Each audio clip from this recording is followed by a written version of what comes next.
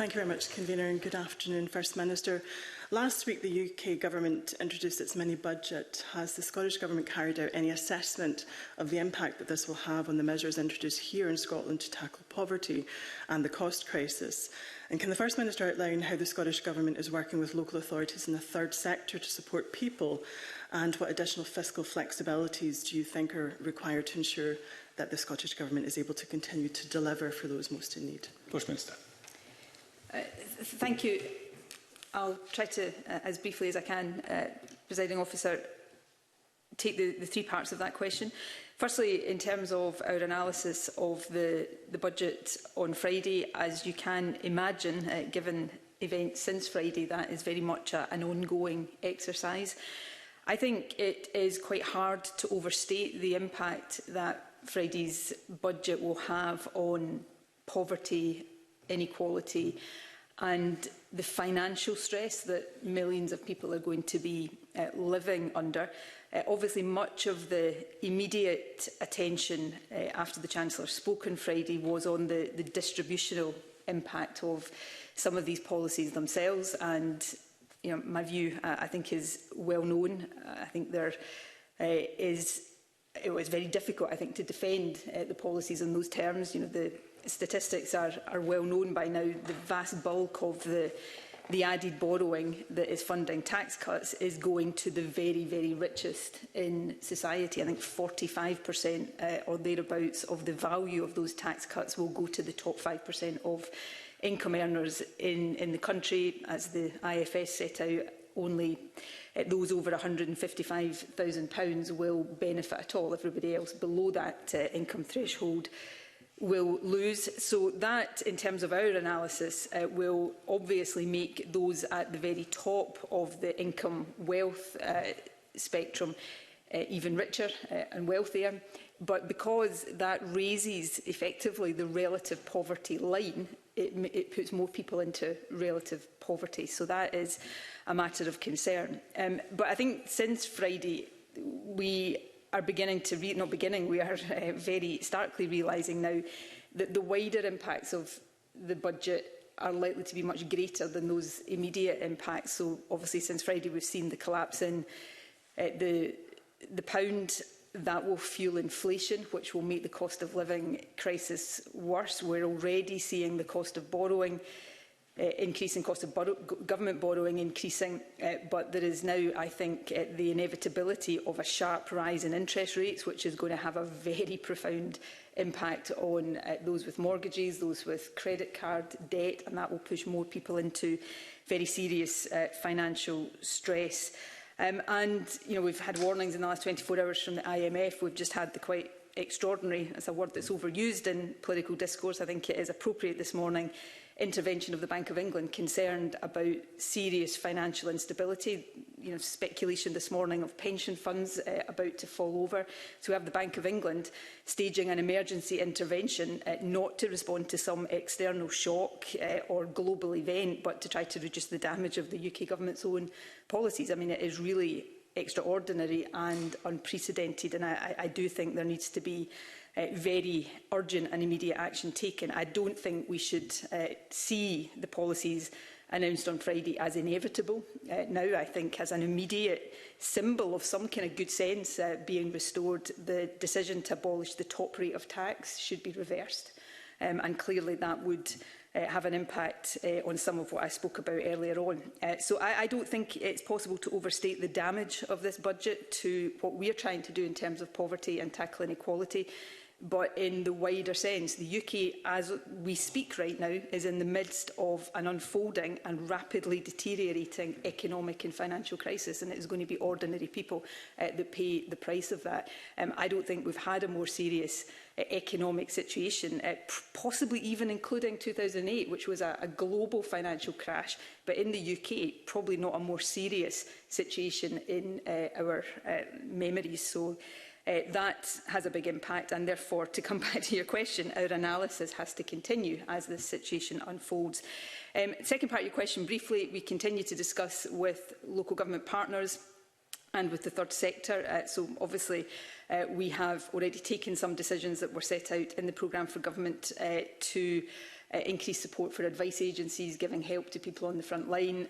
We have set out work around rent levels, and we will continue to do everything we can to support local government. We've most recently had discussions with COSLA to try to give decent pay rises to those working in local government.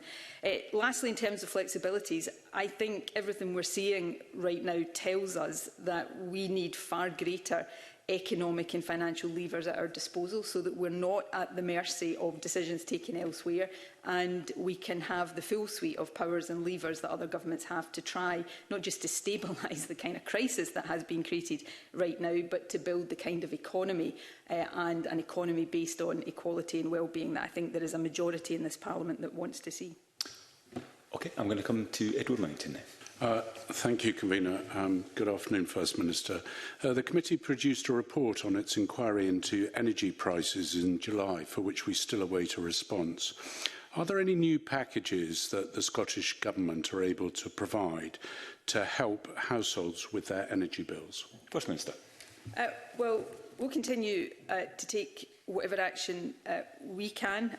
I set out in the programme for government some of the action we were taking to help with the wider cost of living. Energy prices, as all conveners are aware, the factors driving the increase in energy prices, and also the access to the levers and resources, energy market regulation, access to the kind of borrowing that we've seen the UK Government, not for the tax cuts but for the energy costs, help access. These are not levers that the Scottish Government holds. We do, however, have some levers that we can use to reduce the wider cost of living pressures, which is why we have, and the emergency legislation will be published shortly, outlined the plans for the rent freeze and the moratorium on evictions. We have, obviously through Social Security Scotland, the winter heating help fund that we will bring to bear, and we're looking at everything we can do to try to help people with the costs that they are incurring. But we need to continue to see all governments at every level exercising the responsibilities we have, and on energy costs, as we have seen, we need to see action from the UK Government. The action that was announced a week or so ago was very welcome, but even with that, we are going to see in Scotland and across the UK significant and rising numbers of people living in fuel poverty, including extreme fuel poverty. Mike. Thank you, First Minister. Where you do have the levers of power, and drilling down into the report, 70% of homes in Scotland are off-grid, using oil for heating and sometimes cooking. They're not covered by Ofgem, and so if they don't pay for their oil, they won't get any more delivered. What help is the Scottish Government planning to offer these households? First Minister. Well, again, these are actually levers that lie with the UK Government largely in terms of regulation of these matters. Through financial assistance that we can provide, we will continue to look at what we can do. But I come back to a more general point here in terms of the finite nature of the budget we have, and the inability to access resources in the way that the UK Government, where most of these levers lie, is able to do. Obviously, which I know is an issue of huge interest to the committee that you're now convening. The work we're doing around heat and energy efficiency more generally is important in this regard, not just responding to the short-term pressures, but making sure that we're dealing with the longer-term issues here that reduce energy costs while reducing the carbon impact of how we heat our homes as well. Finally, briefly, Edward Main. Okay, so finally, First Minister, do you agree that with the committee that we should be calling on electricity companies to make sure that the prepayment charges on electric meters are reflective of the standard tariffs and not subjected to additional charges? First Minister. Yes, in general I do. I convened a summit a few weeks back with some of the key energy companies, and issues around prepayment meters were one of the issues we spoke about. As you know, there are complexities around that, but there is a serious inequity in terms of those who are on prepayment meters, and the kinds of action that energy companies are able to take, including some of the potential actions that you've spoken about there were discussed at that summit, and I would continue to encourage the energy companies to take that kind of action to reduce that inequity that exists. Thank you. I'm going to come to Gillian Martin now. Thank you, Convener. I'd like to ask First Minister, morning First Minister, about the impact of fuel costs and the cost of living crisis on two aspects of health. One is the impact it's going to have on the provision of NHS services with regards to the increased costs that they face. And the other is on the health of our citizens and those presenting to our NHS and what the government's assessment of that is. In terms of those two aspects, firstly, the increase in the cost of energy clearly affects health boards because they have to pay the energy bills of hospitals and health centres. So as more of our health budget is taken up with paying rising costs of energy, then clearly that means there's less of that budget can be spent on frontline patient care. So it has a very, very direct impact. One of the issues we are still seeking clarity, well, I think we've got some basic clarity, at least I hope we do, but still seeking more detail on, is the extent to which the UK Government's announcement on help for businesses with energy costs covers hospitals and schools and other public buildings.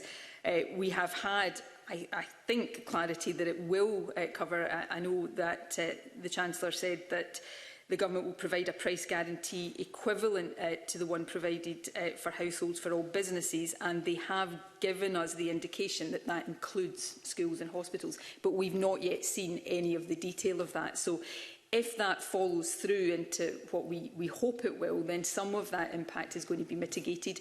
But as with businesses and individuals, even with those welcome schemes that have been announced, they're still going to be facing increases in the cost of energy. So that is a matter of concern.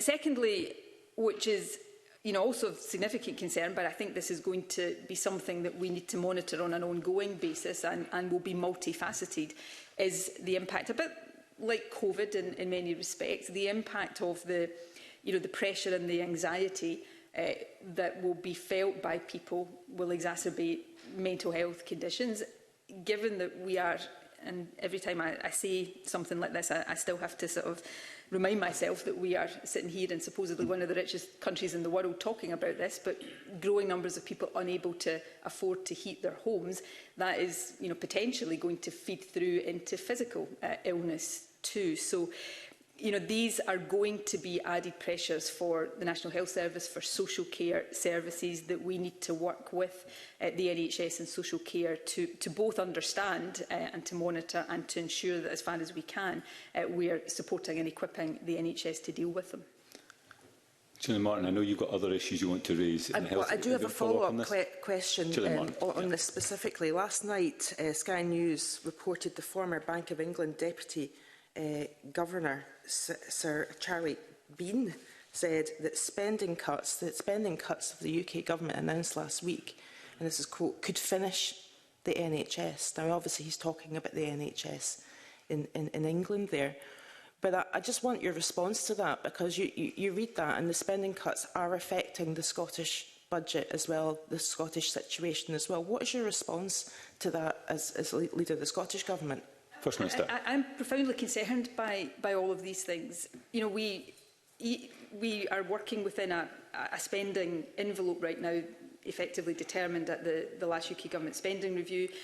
The UK Government appear to have indicated that they are not intending to open that. That was set at the time inflation was, I think, 3 or 4%. It's now, almost in double figures. So not to open that is eroding the budgets that we have right now. I set this out in the week we published the programme for government. The budget that we passed as a parliament at the start of this financial year is already worth £1.7 billion less than it was because of the effects of inflation. But there's an added effect here, going back to the unfolding economic crisis.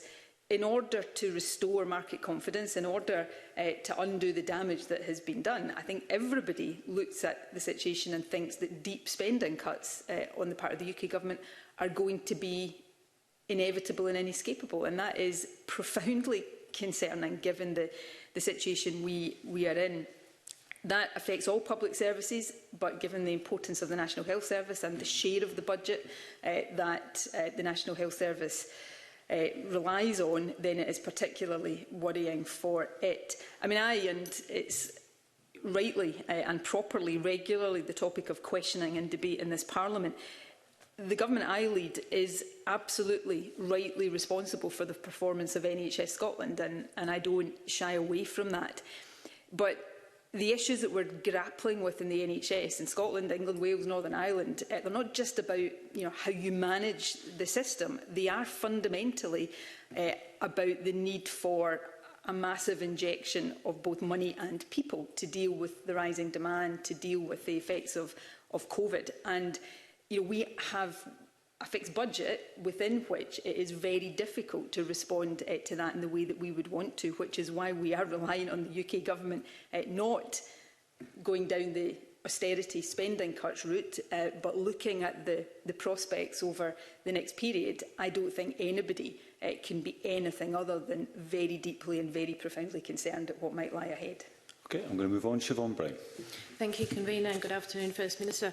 Can I ask First Minister, in developing the latest programme for government, to what extent has the Scottish Government maintained its commitment to the priorities set out in the COVID recovery strategy, and has its priorities or focus on COVID recovery changed in light of the current cost crisis? First Minister. So, in terms of the aims and objectives of the COVID recovery strategy, these haven't changed. We saw, all of us saw very starkly the disproportionate impact that COVID had on different sections of the population.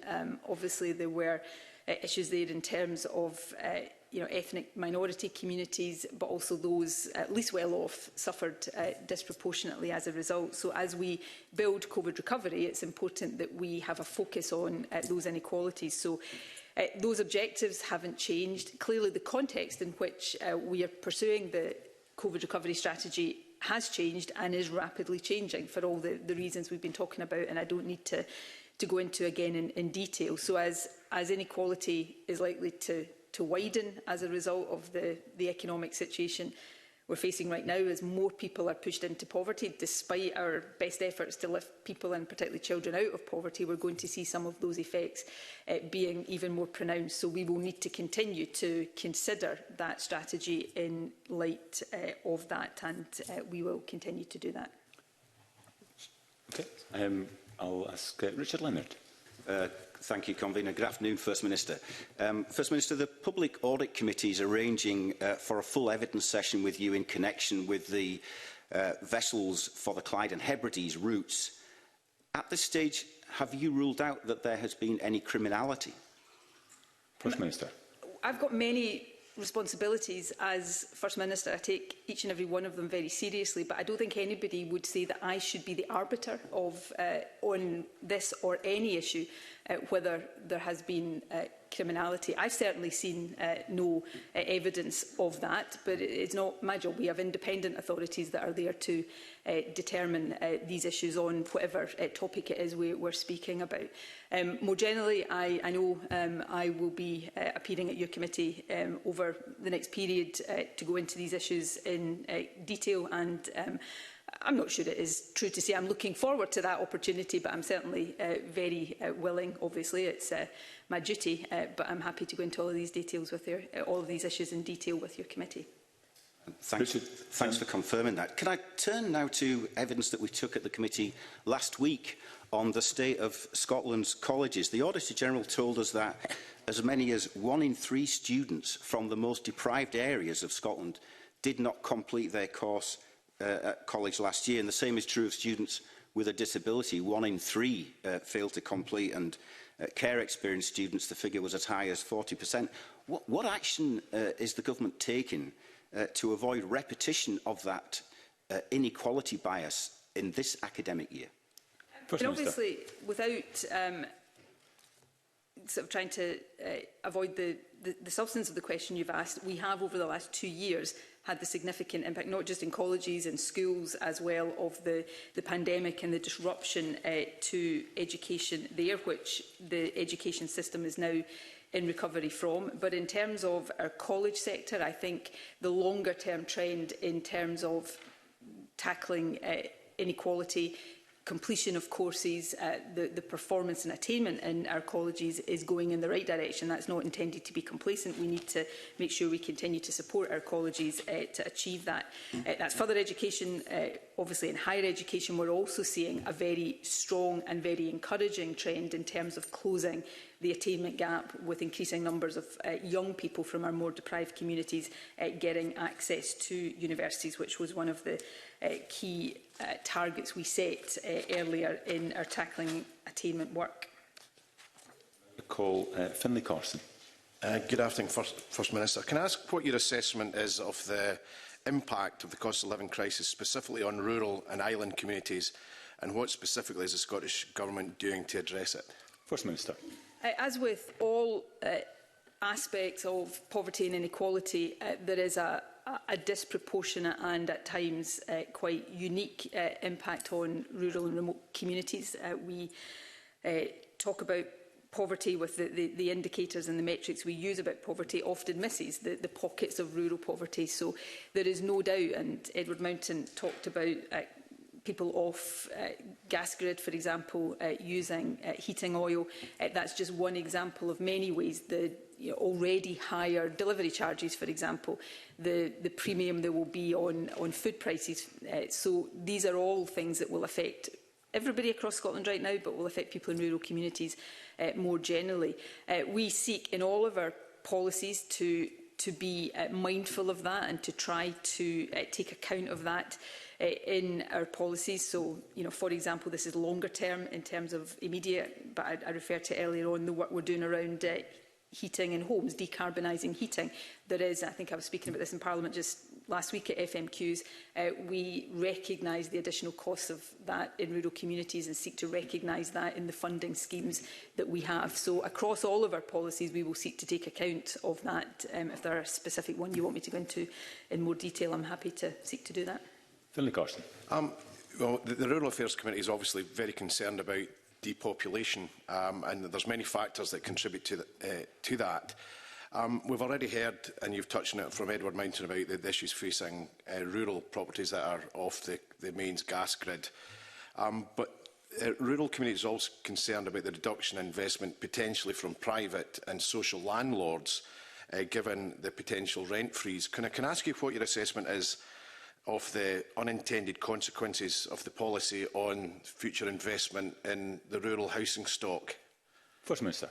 So, I mean, we have to, and often it's what leads to frustrations on both sides of any particular argument. We need to do very careful assessments of, the intended effect of a policy, any what you've described as unintended consequences. We also have to assess policies in terms of ECHR compliance, and that process we have gone through and are going through ahead of the introduction of the emergency legislation. And some of the balances we have to strike, I'm sure, forgive me, I'm not trying to be political here, but from the perspective you've asked me that question, will be seen as not going far enough. But from the other perspective on this issue, will be seen as going too far in the wrong direction. These are just the balances we have to strike.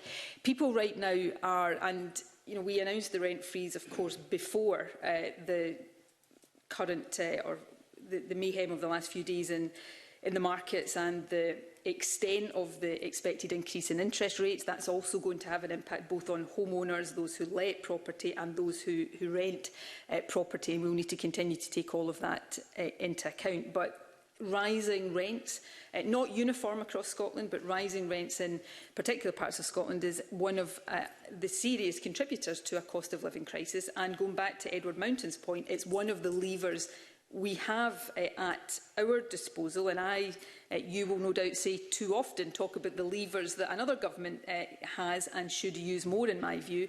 It's incumbent on me to use the levers we have at our disposal. The last point I'd make about housing provision, in particular in rural communities, our affordable housing programme, of course, is extremely strong, is continuing to progress. The Costs of construction inflation are clearly, have impacts on that, but we continue to ensure that through that wider programme, we are also mindful of the different housing needs in rural parts of the country. Very briefly, Finlay Carson. Yeah, but specifically, do you believe that a rent freeze will reduce the investment from private and social landlords in the much-needed improvement to insulation and upgrading heating systems in rural homes that are facing fuel poverty? Will it increase or decrease as a result of the policy? I don't think that is the case. We obviously consider all of these issues, and all decisions in this have to be a balance. Right now, people are struggling to pay rents. They will increasingly be struggling to pay mortgages. They're struggling to heat their homes, and it's incumbent on us to do what we can to keep those costs down. I think it's important to emphasise that while we'll no doubt have considerations and debate in Parliament when it comes to March next year about whether there should be a longer period for a rent freeze, this is a temporary measure to deal with the cost of living crisis. So we will continue to discuss the concerns that landlords have here, but we judge, and I think we rightly judge right now in the cost of living crisis, that action to keep down the costs of rents is really important for people when all of the other costs that they're facing are rising so steeply. And Ariane Burgess.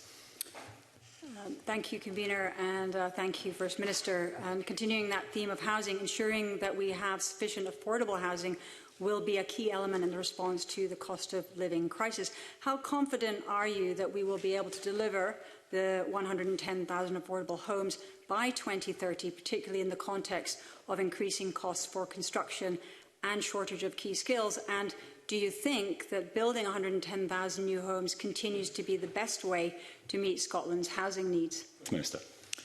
Well, firstly, yes, I do believe it is one of the most important parts of what we're doing to meet Scotland's housing needs. We have a mixed tenure housing system in Scotland, and that will continue to be the case, but access to affordable and social rented housing is fundamental as part of that overall mix. We've now started the delivery against the 110,000 target, and just as a reminder, the target is that 70% of those will be for social rent, and going back to Finlay Carson's point earlier on, 10% will be in remote, rural and island communities. We see, and you'll be very familiar with this, progress with the Affordable Housing Supply Programme varies quarter to quarter. There's a whole host of factors that influence that, but the progress so far is good and gives us confidence in our ability to meet this target. I think the next statistics actually will be published at the end of October. There are, as there is in almost every area of government responsibility right now, there are very serious headwinds. So construction inflation is an issue that will be concerning those who are building social and affordable housing right now. I know I've had discussions with housing associations in my own constituency about some of these pressures, but nevertheless we continue to see a strong programme and strong delivery there, and we will continue to take the action that we need to take to ensure that that continues to be the case. Ariane Burgess. Thank you for that. You touched on your own discussions with housing associations, and in evidence that the committee's heard on this issue, the affordable housing issue, witnesses have questioned the financial capacity of social landlords to invest in decarbonising their existing stock, in addition to developing new homes and also keeping the affordability of tenants' rents. How do you think that we can manage these three aims together?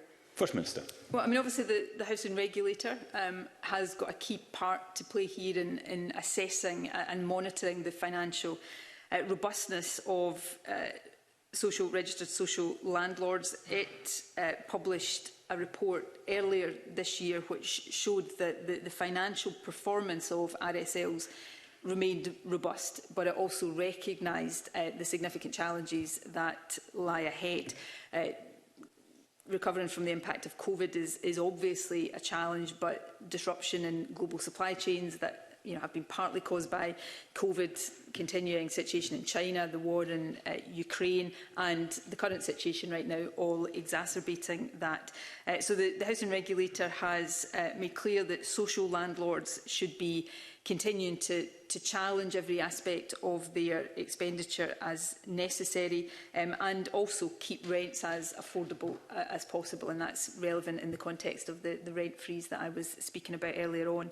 So it's important that we continue to work with the sector through the regulator, but more generally to help it manage the challenges it faces and deliver on these three aims, which remain as important as ever. And Anne Burgess. Thank you for that. So the committee's been looking at a range of ways to tackle the affordable housing issue, not just building, and so been looking at the empty homes, the short-term lets, and so on and so forth. I'm also interested here in the Scottish Government's response to the issue of second homes. Does the First Minister think that more needs to be done to manage demand for second homes in a way that does not encroach on people accessing housing? And if so, what are our options? First Minister. In short, yes, I do think we have to consider how we achieve and retain the best balance in terms of the housing provision. You know, everybody, and we may come on later on, I don't know, to in another context, a discussion about how we're trying to embed human rights in our approach to government. And you know, one of the most fundamental human social rights is the right to a roof over your head and the right to a home. So we need to make sure that while we want to encourage people to come and live in Scotland, and we want to encourage people to spend time in Scotland, we have a housing system that meets the primary needs of the population. And there are different ways. There are obviously the approach to council tax on second homes. There are issues around planning, for example, that we need to keep under review. But I do think new build is a key part of growing the overall supply. But as we do that, also looking at changing use or bringing accommodation that has been in the private rented sector into the social rented sector. When I visited Shelter the day after the programme for government, that was one of the points they were making. To go back to my own constituency experience, my constituency includes the wonderful part of the south side of Glasgow that is Govan Hill, which has had a massive, for the scale of that part of the city, acquisition programme in recent years to deal with some particular challenges there, but nevertheless one that I think has wider applicability. So there's lots of different things we need to do to make sure we're providing the right number of houses in Scotland, but also the right mix and in the right places. Okay, thank you. I'm going to move on to the broad theme of employability and skills. I'm going to invite Kenneth Gibson to start the question. Thank you, Presiding Officer, and good afternoon, First Minister. David Heald, Emeritus Professor of Adam Smith Business School, has said that, and I quote, "tackling endemic problems of inequality and poverty should be addressed not by higher benefits in the rest of the UK, but by enhanced economic performance. With productivity growth per person currently lagging behind the UK as a whole, will the Scottish Government reconsider portfolio funding allocations to prioritise growth and boost economic performance, thereby reducing inequality and poverty?" First Minister.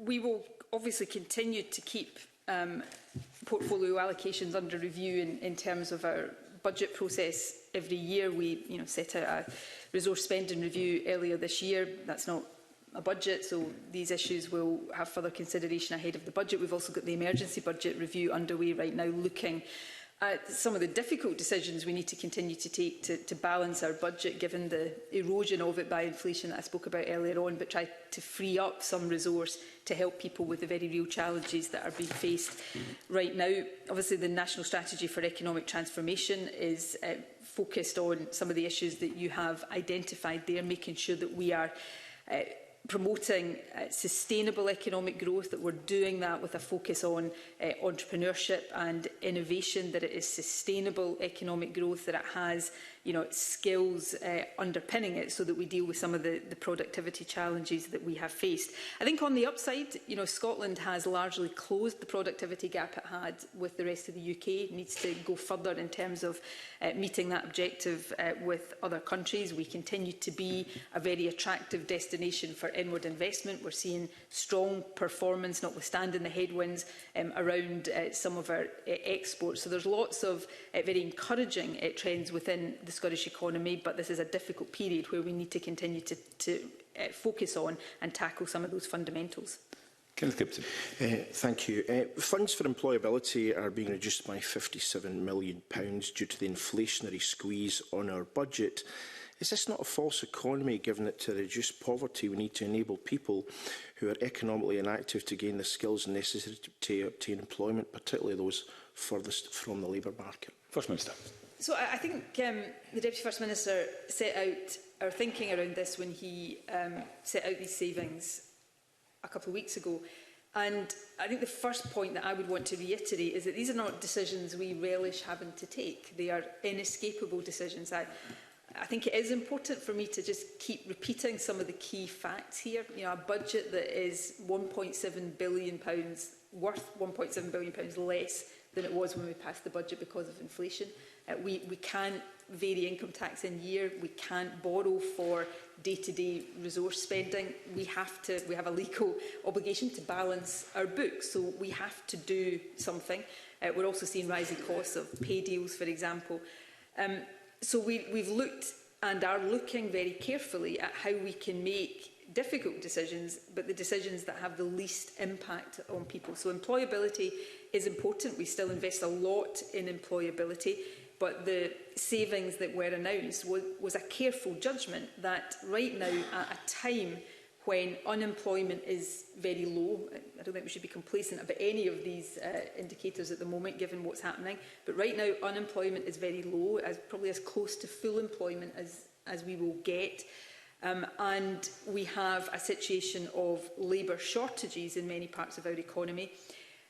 Then what we need to try to do is focus money on, as far as we can, pay deals to attract people into areas of shortage. And that's why we chose to shift resource from those employability schemes into the areas that I've spoken about. So none of these are easy decisions. None of these are decisions we want to take. And we have to take them as carefully as possible and be clear in the rationale that we are following when we do take them. Okay, I'm going to ask Claire Baker next. Thank you. As a follow-on from the questions from Kenneth Gibson, so the £53 million saving on employability, we heard evidence this morning from Close the Gap that they have concerns around lack of transparency around the budget. They're not exactly sure where that cut will come in, and they expressed some concerns that it would come from the money that's there to support the Parental Employability Support Fund activity. So we're looking for clarity whether it impacts on that. And also, we had a letter from Richard Lockhead that sets out the rationale for why this bit of the budget has been moved. It is a part of the budget that's focused on employability playing its part in reducing child poverty figures. So would you anticipate that in the following year's budget, 23-24, we would see this type of investment being prioritised to compensate for the saving that's been made this year? First Minister. So I mean, obviously, the savings that were set out by the Deputy First Minister, there was information on that published. Obviously, all of this will be reflected in budget revisions in the normal way. I'm happy to make sure that your committee gets a further communication setting out exactly the impact of these changes in terms of where they're coming from, so that there's no dubiety. I haven't heard the evidence that you've heard this morning. Of course, there is continued investment in employability. I think lone parents and the employability services that are most directly connected to dealing with child poverty, for example, that is important. So if there is a lack of clarity about that, I will undertake to make sure that we resolve that. In terms of, so two further points I would make, just to briefly reiterate the point I made to Kenny Gibson. These are not, I wish we weren't having to make any of these choices. So I'm not going to sit here and say, there is absolutely no impact and nothing to worry about. These are choices we would rather not be making, but they are choices that we are forced to make, and we are seeking to make the choices that have the strongest rationale and that have the least impact in terms of a negative impact. In terms of restoring some of these budgets in future years, I can't give an absolute commitment to that, but we do need to keep these kind of things under review, not least because, as I've said to Kenny Gibson, the rationale for shifting some employability resource into dealing with pay pressures, for example, rests partly on the current situation with the labour market. If in 6 months, a year's time, which is not impossible given what we're living through right now. We have a very different set of challenges in the labour market. Some of those judgments will clearly, potentially be different. That's part of the feature of the volatility that we are experiencing right now, and we need to try to manage that in the decisions we're taking as carefully as we can. Claire Baker. Thank you. And can I also ask about the National Strategy for Economic Transformation that Mr Gibson raised? The delivery plans, I think there's 6 delivery plans, they were due within 6 months, which was the start of September. Are you able to give an update on when the delivery plans will be published? First Minister. Again, I think they are all due to be published imminently, but again, I'll get specific dates. I don't have the specific dates in front of me right now, but I'm happy to provide that information to you. Okay.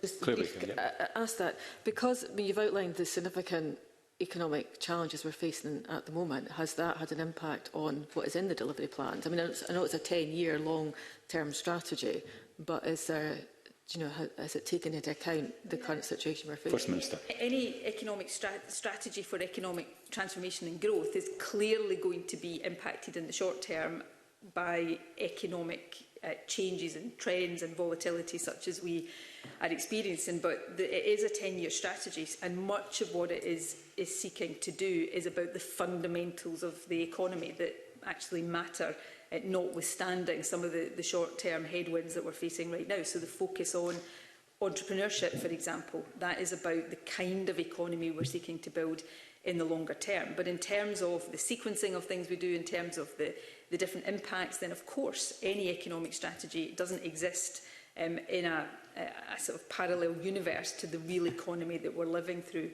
right now. Okay, going to come to Richard Leonard. Yes, just very quickly. One of the areas that the Public Audit Committee has concerned itself with over the last few months is the whole planning for skills agenda and what appeared to be a breakdown in the relationship between the Scottish Funding Council and Skills Development Scotland. Now, an announcement was made to Parliament last week of James Withers heading up a review of the architecture, at least, of that whole area. But somebody said to me yesterday, another review, another year when nothing changes. Are they right? First Minister. No, I don't think they are right. I just say this with a bit of a wry smile. I think it's one of the features of the response to government. Often you get people calling for reviews of things when they feel that that's not been done, and then when there is a review, it's the wrong thing to do. So that's just a feature of things. I think a lot of the issues that were raised in the Audit Scotland report about the skills landscape have already been addressed and will be addressed on an ongoing basis. And I think the work that James Withers, who I think is somebody who's got massive respect for the work he's done with food and drink, a lot of which of course would have featured on the skills needed in that sector. I think the work he has now been tasked with doing is really important, and it's important, I think, in any review like that we give it time and space to do its work, but we learn as we go as well and make sure that these issues are being addressed on an ongoing basis. Okay, I'm going to come to Sue Webber now. Thank you, Convener, and good afternoon, First Minister. Carrying on with the theme on the reform agenda, when the Education, Children and Young People Committee heard from the Chief Executive of the SQA recently, we learned that many of the existing SQA staff were going to be represented on the various programme and delivery boards created to drive forward much-needed educational reform. So how can we expect meaningful transformation change to actually take place when it's the same people charged with designing the replacement bodies for the SQA and Education Scotland who are so heavily invested in perhaps some could say defending current ways of working? First Minister. I think, again, there is always a really tricky balance to strike here between trying to reform and do things better, which is the purpose of the programme of reform that you're asking me about right now, but also making sure that we don't lose the expertise and the skills and the learning and the knowledge that often has built up over a long period of time. And I think it is right and proper that we harness that as we take forward this reform agenda. But of course there'll be, not least from your committee and the Parliament as a whole, there'll be a lot of scrutiny on that. That's going to be legislation and require legislation, and there'll be a lot of scrutiny on that and the wider policy to make sure, I hope, that we're getting the balance of that right. Sue Webber. In part of that reform to the education, the Scottish Government has also launched its national discussion on education, designed to seek the views from children and young people between the ages of 3 and 18. However, bodies like the SQA have been heavily criticised in the past, as their attempts to include young people in the decision-making process have led to disappointing experiences for our young people and those that were involved. What reassurance can you provide that the children and young people's views will actually contribute to the educational reforms in a meaningful way? And how will you ensure that it's a positive experience for children and young people and that they receive clear feedback as to what they have fed in and how it is contributing to that reform agenda? First Minister. I mean, the national discussion, I know I'm telling you things you know here because your committee is very intimately interested in this. The national discussion is co-convened by the Scottish Government and COSLA. I think the Cabinet Secretary has already met with education spokespeople from all different parties, inviting on that cross-party basis input and contribution, and is intending to encourage all MSPs to take part in that. The voice of children and young people is designed to be and will be at the heart of that. That was one of the, when Ken Muir made the recommendation for a national discussion, that was one of the key factors, that young people had to be at the heart of that. And, you know, there will always be, in any process like this, there will always be individuals or particular interests who understandably feel that their views are not properly being taken into account because they perhaps disagree with the direction of travel. But this will be an effort to ensure that those who are essential to building the vision for the future of Scottish education have the opportunity to make a full contribution. There's going to be a lot of high-profile public engagement activity, trying to ensure as wide-ranging participation as possible. Okay, I'm going to come to Claire Adamson, who's going to lead off some questions around the constitutional issues. Thank you very much. First Minister, last week our committee published a report on an inquiry into the impact of Brexit on devolution. The committee's findings demonstrate that there are fundamental concerns which need to be addressed in relation to how devolution works outside of the EU. One of the key areas was around regulatory divergence, and with the recent introduction to the Commons of the Genetic Technology Precision Breeding Bill, this is an example of where divergence might occur. Given their concerns, can I ask the First Minister just to reflect on the published report and this key area of divergence? First Minister. I welcome the report. I thought it was a good report with lots of important things to say. I don't think I'm going to grab any headlines today by saying that I don't believe the powers of this Parliament are strong or extensive enough, and while I suspect I'll have your agreement on that, other people will disagree.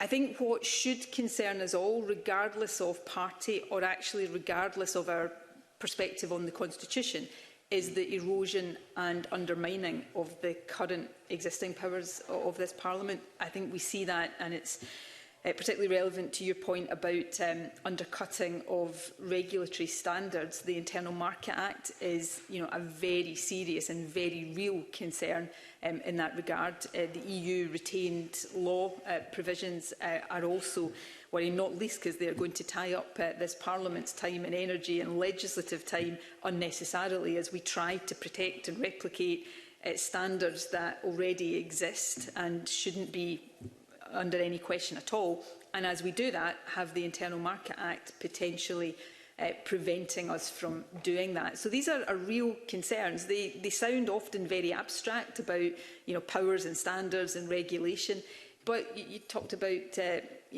genetically modified products and things. They're real for people. They're about cleanliness of beaches, they're about sewage, they're about the quality and the standard of the food that we eat. They really matter to people, and this Parliament, if we're not very careful and unite against it, is going to find our ability to protect these standards increasingly undermined and eroded. Okay. One of the features of our report is the work that we've undertaken through the Interparliamentary Forum, but also taking evidence from Wales as well. And these are concerns that aren't just being voiced by committees of this Parliament, the same as the Welsh Parliament, and when Stormont was working they had similar concerns as well. So, and as you said, it is a very abstract thing, and until people get a hook onto something that's going to affect them, it's difficult to get this. But can I just ask what work you have done with the other nations to actually, and devolved legislatures to actually talk about how we can resolve some of these very, very fundamental concerns. I think it was Professor Nicola Sturgeon said that the Seoul Convention was fine until it was tested, and now we're being tested. The Seoul Convention has just been broken on, I think I've lost count now, how many times it has been completely disregarded. The strength or otherwise of these conventions is never tested when there's agreement. It's tested when there's disagreement, and that's when you see whether there is respect, and we've seen that there isn't any respect. In terms of your question about work with other devolved administrations, I mean, that, you know, I may be exaggerating slightly to say that it's on a daily basis, but it won't be much less than that. We coordinate, obviously, given the issues around Stormont just now, more regularly with the Senate and with the Welsh Government. In fact, I was discussing the EU retained law bill with the First Minister of Wales in Butte House just yesterday. It was one of the key issues that we were discussing, the impact on our respective administrations, how we work together to try to mitigate against that impact, how we work together to try to find ways of protecting these standards and protecting our parliaments against what will otherwise be a very serious erosion of our ability to insist on the highest standards. Okay, I'm conscious of time pressing on the number of issues we need to cover. I'm now going to move on to budget questions, and I'm going to invite Audrey Nicholl to kick off this session. Thanks very much, Convener, and my apologies for arriving late. I've just come out of committee. First Minister, in May of this year, the Cabinet Secretary for Finance and Economy set out our proposals for spending over the next 5 financial years, and broadly speaking, within the criminal justice sector, it will receive a flat cash settlement, which obviously, given our high level of inflation at the moment, will place significant pressures on the budget for our prisons, courts and police and fire services. So I just wondered if you recognise this pressure, and do you have any proposals to ameliorate the effect on the sector, given that, for example, prisons have no option but to obviously receive convicted persons from courts, and police officers and fire service personnel can't just stop turning up at calls? First Minister. So first of all, I absolutely recognise the pressure on the justice sector and the different organisations and agencies within our justice sector, but that pressure is felt right across our public services right now, so it's very real, and we seek to respond as far as we can within the budgetary constraints we have. It does make it all the more important, and budgetary pressures are not the only reason for this, but budgetary pressures do reinforce the need for sensible reform in the delivery of public services. So in justice, it reinforces the need for a greater focus on prevention, on community outcomes and community disposals, on some of the reforms we've seen around access to justice, digital, online access to justice, for example. So some of the work we're doing, whether that's on community justice, reform of bail and remand, or digital solutions to some of this, important for other reasons, but actually even more important given the budgetary constraints that are faced. Audrey Nicholl. If I may, thanks very much, Convener. If I may just pick up on that point around sort of reform, I wonder if you would agree that at this most sort of challenging time, it also represents an opportunity for a kind of radical rethink, if you like, of the criminal justice system to tackle some of the long-standing problems, such as the numbers of people held in prisons, for example, particularly on remand, our backlog of court cases, and the expectations that we place on emergency services personnel from developing trends such as policing mental health incidents in communities where there is a role for other sectors playing a part within that as well. First Minister.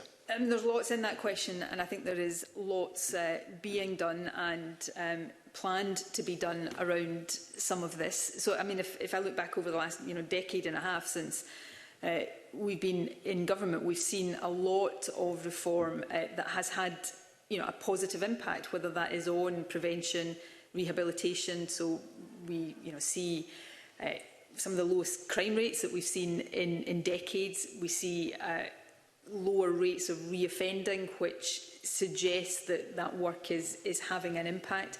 We're also, and have also been trying to support as much what I'll describe as multi-agency working around some of these things. And there's lots of examples of that. Mental health counsellors in police stations, for example, which is something we're trying to continue to do more of, or the fire service with defibrillators, and particularly in rural areas, going to emerge. So all of that is really important. There's more to be done, and the Vision for Justice sets out a lot of the steps that we want to take in future. And some of what I've already talked about in terms of community justice disposals, often controversial, because there are people who will paint that as being weak on crime when it's not. Scotland has, I think, still the highest prison population proportionately of any country in the Western world. We're not weak on crime. What we need to get better at is preventing crime and rehabilitating offenders and reducing reoffending. And that comes to some of the current proposals that are being looked at around how we use bail, with more electronic monitoring of bail, for example. So there's a huge reform agenda in this space. It focuses on justice, but it does bring in other agencies if we are to make that work overall. Okay, I'm going to ask Kenny Gibson. Thank you, Presiding Officer. First Minister, the central scenario in the Scottish Government's medium-term financial strategy, published in May this year, which does seem like a lifetime ago now, factors in a 2% annual pay award for public sector workers, where the Bank of England expects inflation to reach 13% by the end of this year. So how will the Scottish Government find the money, given the chaos imposed by the Chancellor last Friday, to ensure public sector workers receive pay increases necessary to meet rising living costs? First Minister. Well, I mean, that is in large part what the emergency budget review is seeking to deal with. I've mentioned the inflation erosion of our budget, the £1.7 billion, which is really significant. But pay deals to date, and some significant pay negotiations, of course, are still underway, but I think pay deals to date are costing in the region of £700 million, more than was budgeted for when we passed the budget. So, you don't have to spend too long thinking about the impact of that to realise that it is substantial. Now, to be very clear, I think it's right and proper at a time of soaring inflation that we do everything we can to give public sector workers a decent pay rise. I don't think public sector pay is something we should be trying to bear down on for the sake of it. I want to give public sector workers a decent pay rise, but we have to be able to pay for it. And that is why some of the difficult decisions that we've already been talking about here are inescapable for us. And the emergency budget review is seeking to make sure that we can free up the resources in our budget to fund exactly that and other ways of supporting people. Kenny Gibson. Okay, so Scotland's income tax receipts continue to grow more slowly than the rest of the UK, which, due to fiscal framework arrangements for block grant adjustments, has significant implications for future Scottish budgets. So what action is the Scottish Government taking to grow the tax base and fully utilise other devolved tax powers to ensure the sustainability of Scotland's public finances? First Minister. I think the latest outturn for Scottish income tax indicated that revenue exceeded the block grant adjustment in 2021, which actually has the effect of meaning more money for us to invest in public services, but there is challenging projections in future years. This question really relates back to your last question to me, in large part is the work we're doing principally through the Strategy for Economic Transformation to sustainably grow our economy, to create and support high-skilled jobs, to widen and deepen Scotland's tax base, and all of that work is critical to making sure that our revenues for investment in public services stay strong. There's also the review of the fiscal framework underway. There are some inherent aspects of the fiscal framework that are particularly challenging for devolved administrations and work against us, and therefore in the context of that review, even putting aside some of the argument that we would make for greater fiscal flexibilities, I hope we'll be able to address some of these particular problems. Okay, I'm going to move on to equalities and invite Joe Fitzpatrick to do the questioning. Thanks, Convener. So one of the first pieces of work the newly formed Equalities, Human Rights and Civil Justice Committee undertook was consideration of a petition to end conversion therapy. The committee's unanimous view was that conversion practices are abhorrent and are not acceptable in Scotland, and we concluded that they should be banned. So I was very pleased to see the commitment in the programme for government to bring forward a bill to end conversion practices. Can the First Minister provide an update on the Scottish Government's work in this area, and can the First Minister also confirm that this legislation will cover conversion practices that seek to change people's gender identity as well as their sexual orientation, given the U-turn on this issue by the UK Government? First Minister. Well, firstly, just let me take the opportunity to say again that conversion practices are abhorrent. You know, they should have no place in a civilised society. Instead, we should be supporting people to be, happy as who they are and celebrating people for who they are, not seeking to, deploy abhorrent practices to change who they are, often deep damage to them in terms of mental health. So we have given the confirmation in the programme for government that we will introduce a bill to end conversion practices. We intend to introduce that bill by the end of 2023. The commitment we've given will cover both sexual orientation and gender identity, and our very clear intention is that the bill will be as comprehensive as it can be within the devolved competence of this Parliament, and obviously we will work very closely with your committee as we take that commitment forward. I know the committee's already, as you've indicated, done some work on this, so that work is already and will continue to inform the detail of the approach that we take. Okay, Joe Fitzpatrick. Thanks very much for that. So another key aspect of our committee's longer-term work programme that relates to the programme for government is the proposed human rights bill. So the programme for government sets out the Scottish Government's intention to continue work developing the bill and also to consult on proposals for the bill. This would be a significant piece of work for our committee, so it would be good just to get an update on how that work's going forward, and perhaps also if the First Minister could comment on how the recent developments regarding the scrapping of the proposed UK Bill of Rights will impact on the Scottish Government's approach. First Minister. Well, first, I'll take those in reverse order. I welcome the shelving of the UK Government's Bill of Rights. I mean, that would have dismantled fundamental human rights protections throughout the UK. So I welcome the fact that for now it appears to be off the table, although I don't take the view that it is necessarily off the table forever, and we need to wait and see what replaces it. And I think there is still a very real risk that it is replaced by something even worse, if that is possible. I think I think this is an issue where there would be very much, if not unanimous views across this Parliament, then quite a considerable degree of consensus that we're on a different trajectory to that we want to embed and protect human rights within the law in Scotland and within our approaches across the whole spectrum of policy making. So we intend, just in terms of the update, we intend to introduce the Scottish Human Rights Bill later in this parliamentary session. That bill will incorporate different international human rights treaties, I think 4 human rights treaties. It's complex, it's far-reaching, it's really important that we do that work properly, that we get the detail of that work right. Obviously, our experience around the incorporation of the UN Convention on the Rights of the Child, that is still an ongoing issue, will inform the approach that we take there as well. But it is a piece of work that we are absolutely committed to. Okay, we're going to return to the issue of health and invite Gillian Martin to lead the question. Thank you. Very grateful for a second chance to ask a really important issue, which is about recruitment and retention of health and social care personnel, particularly in rural areas. It comes up in our committee a lot. We've got a number of petitions coming our way on it. It got mentioned in our winter planning session yesterday with 3 health boards.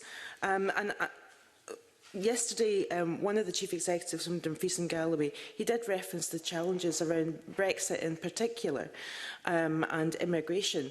But within the powers of the Scottish Government, I'd like to ask the First Minister what the medium and long-term strategy is, given what you've just mentioned about a very tight labour market, a very almost full employment, in a situation where we do need more people to come into health and social care, particularly in our rural areas. First Minister. Let me deal with the issue in general and then maybe just a word or two about remote and rural areas. Firstly, let's not forget the overall situation here. We have record numbers of people working in the health service. We have across most key parts of the workforce, proportionately more people working in our NHS than other parts of the UK. That will partly be because of the particular challenges of delivering healthcare in remote, rural and island communities, but nevertheless that is the pretty strong backdrop. But that is a workforce under significant pressure because of COVID, because of rising demand and the pressures that we are very familiar with in the National Health Service, and therefore we need to continue to grow that workforce. We're seeking to support it and grow it in a number of ways. Just very, very briefly, big focus on trying to support the well-being of the existing workforce, because retention is important as well as recruitment. But secondly, to recruit. So we have the investment in international recruitment, which has been successful in recent times, and we want to recruit more people internationally to augment the workforce that we have. And clearly, Brexit has been a big problem for us in that regard. I won't labour that point right now, but that has constrained the pool of talent available to the NHS. But nevertheless, we continue to focus on broader international recruitment. And obviously, pay is an important factor here and goes to both retention and recruitment. So, this is a key. I obviously have, as well as my First Minister, responsibility and experience, spent a number of years as Health Secretary. And if I look at the Health Service right now, the Health Service would always benefit from more money if we had more money to give it. But actually, the bigger challenge right now for the delivery of health and care services is people, and therefore we need to be absolutely focused on that. In terms of rural and remote in particular, we have, as you will know, we have some incentive schemes, Golden Hello, for some rural healthcare workers. We've got, this is looking particularly at general practice, the ScotGem graduate entry scheme. So seeking within our broader recruitment initiatives to, again, as I said in other issues later on, to recognise those particular challenges that exist in remote and rural areas. Okay, I'm going to ask Siobhan Brown. Thank you, Convener. The COVID-19 Recovery Committee has been really interested in the public health communication, particularly the rollout it will play in supporting the Autumn Booster programme, which is going to be very important as we approach another winter and COVID is still with us. Can I ask First Minister what level of uptake the Scottish Government is aiming for with the Autumn Booster, and whether the figures so far suggest that it is on track to reach its target? First Minister. Well, we had very high uptake of the previous rounds of COVID vaccination. On some measures, the highest uptake rates in the UK. So we are seeking to achieve the same level of vaccination. I think inevitably, as we go further through the pandemic, and as perhaps people's perception of the risk changes, we need to work even harder to make sure that there is a very broad-based understanding of the vital importance of COVID vaccination. So anybody who is eligible for a booster this autumn should absolutely get it, and of course also get the flu vaccine if you're eligible for that as well, because flu is a risk over this winter season as well. In terms of the performance to date, in fact, Public Health Scotland is publishing the first data today. I am hoping I'm not about to get myself into horrible trouble. I think it was being published at midday in terms of the winter vaccination campaign, and remember these are very early statistics, but as of the start of this week, just short of 600,000 autumn-winter vaccines had been administered. That breaks down as 288,000, just over 288,000 COVID vaccines and just over 300,000 adult flu vaccines, and 69.5% of older adult care home residents have received their COVID booster already, which is important because that's the most clinically vulnerable getting protected first. Appointments for those aged over 65 started at the start of last week, and so far, according to the figures that are being published today, 17.4% of those have received the COVID winter booster. So I'm going to blame you, Convener, if I've just given these statistics out ahead of publication, but I'm doing it in the interest of transparency with the committee. I'll just add it to my rap sheet, First Minister. Right, we're going to move on probably appropriately to justice questions again. Audrey Nicholl. Thanks very much, Convener. Just earlier this month, the Lord Justice Clerk spoke at an event with Rape Crisis Scotland on the progress being made to improve the prosecution of sexual offences and violence against women and girls.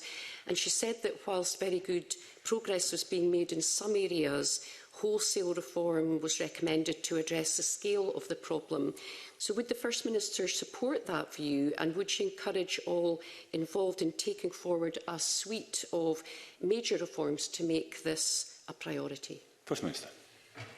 Yes, firstly, I think the work that Lady Dorian did in this regard is really important. Lots of the recommendations she made are basically common sense that we need to take forward. Some of her recommendations clearly much more controversial, and some would require legislation. I think she is right to say that we have made some progress, but I think she is probably even more right to say that there is still a significant journey to travel here. To introduce reforms in the justice sector, and I mean that in the widest sense, that improve the experience of those who have experienced sexual violence or sexual abuse in the criminal justice sector, but also to consider and pursue some of the wider societal changes that are needed to reduce that kind of crime, but also improve the experience of those who find themselves in the criminal justice system as victims of that kind of crime.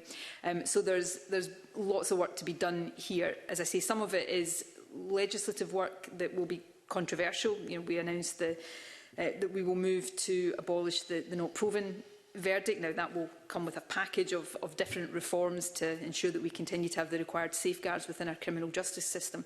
But some of these things, in my view, and I'm a convert on the not proven, probably for a long time, as a former law student, being told that the not proven verdict was one of the key unique aspects of the criminal justice system, took a lot of convincing on that. I am now a convert to that being an important thing to do to improve access to justice for victims of sexual crime in particular. It's not the only reason for doing it.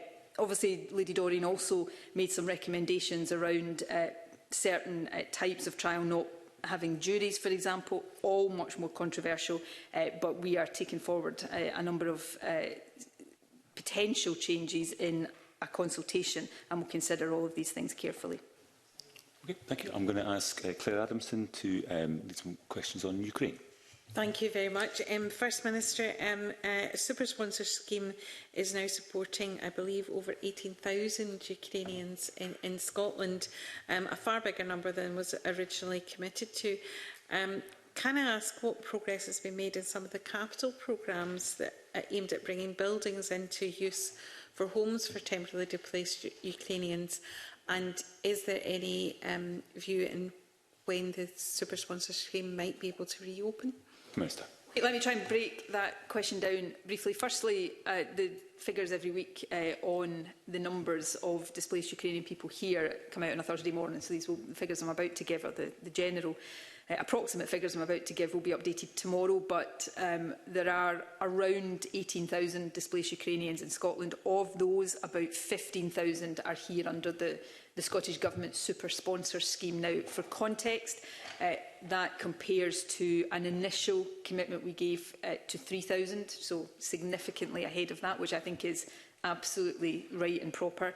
And of all of the total number of displaced Ukrainians in the UK, that accounts for, or Scotland currently accounts for, I think 19.5%, so getting close to a fifth of all of the Ukrainians in the UK are in Scotland. So I think that's important, and I think it is a credit to our public agencies and the population as a whole, and it underlines the determination that there is in Scotland for us to do everything we can to help Ukraine at its hour of need. There are lots of challenges involved in this, and I'm not going to pretend otherwise. We paused the scheme. Wales had paused their equivalent a bit before us. We've paused the scheme. We are still considering carefully when that can be restarted, and Neil Gray will update Parliament when decisions are taken around that.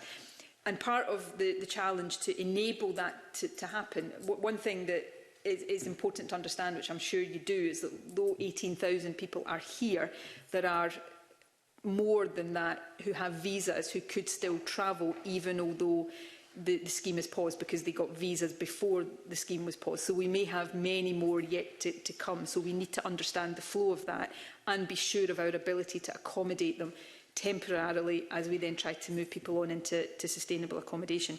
And finally, on that longer term part of your question, it's important to stress that not everybody who comes here under any of these schemes needs help with accommodation.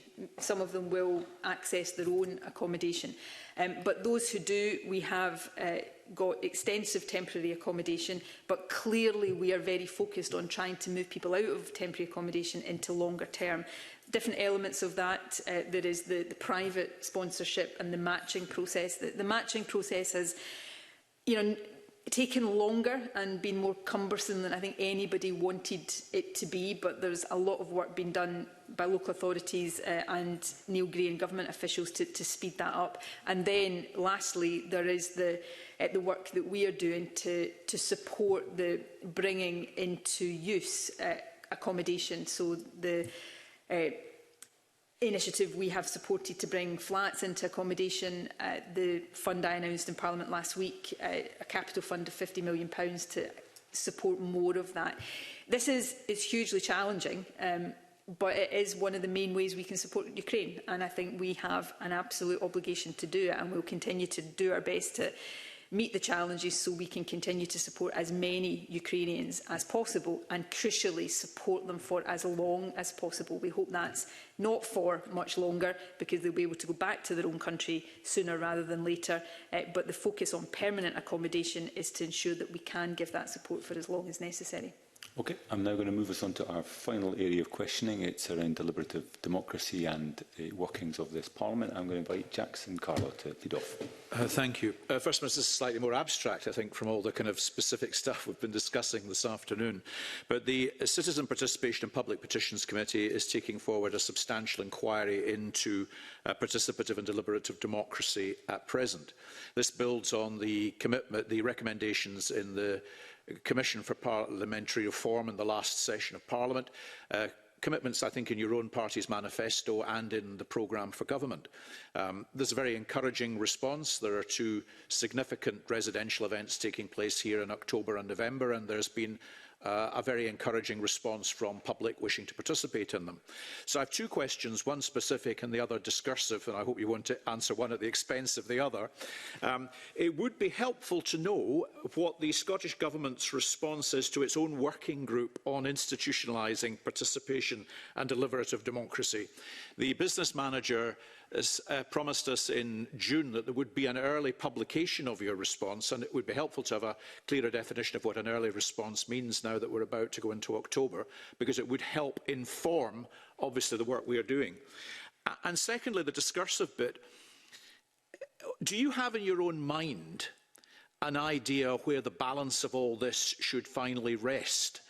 Because clearly the inquiry raises expectations, and there is a sense that in order for this to have the kind of profound change to the kind of political architecture of Scotland that it could very well have, would require some of the current institutions that hold power to be prepared to trade that power or decision-making process along the way. And that's the bit that we're slightly concerned may end up being an obstacle to actually trying to make the kind of progress that I think everybody initially was enthusiastic about achieving.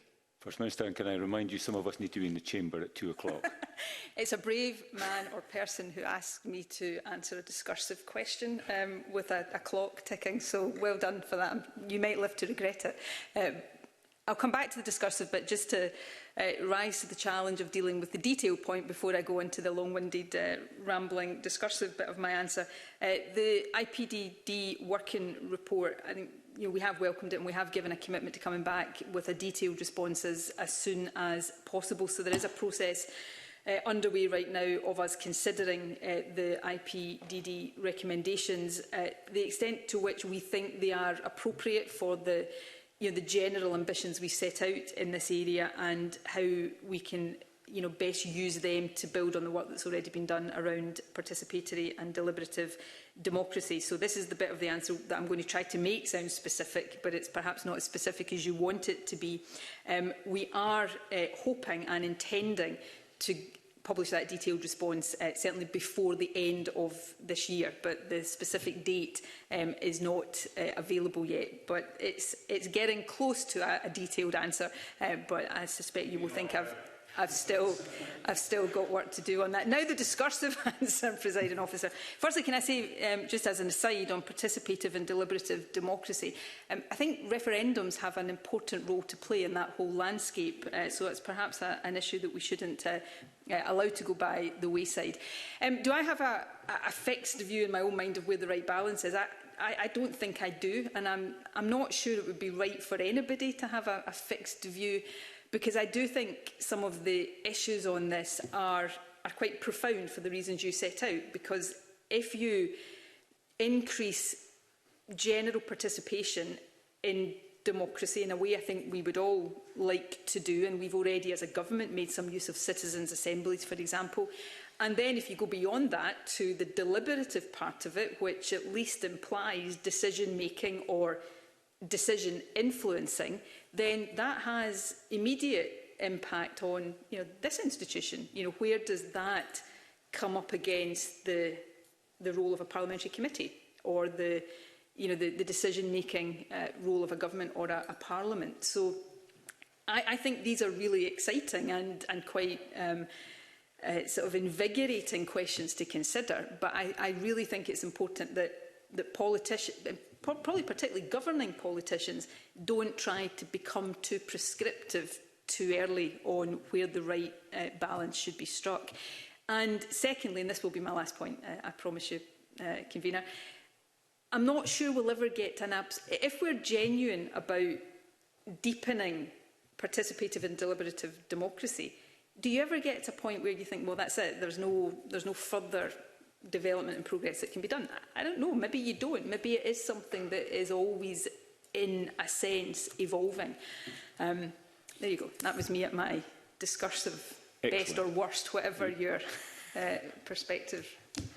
But the only thing I would really encourage, obviously, given that there is a substantial inquiry underway, is obviously early wasn't quite what the business manager meant in June, but if we could avoid being what might be defined as late, then that would be very helpful in terms of the government's response. Shouldn't go into too much of a sort of diversion about the sort of expanding nature of seasons sometimes when you're talking about government responses to things. I will feed that back and see if we can turn the end of this year into something that is closer to the autumn than the start of winter. Excellent. Martin Whitfield. Thank you, Convener, and good afternoon, First Minister. And really following on, certainly in the light of the previous question, I very much welcome your comments about no further development, because obviously I'm going to turn to the institution of the Parliament itself. And I think it's very important that during the questions that you've answered today, you've talked about the importance of debate, you've talked about the importance of questioning in front of Parliament, and indeed you've also talked about the protection of Parliament.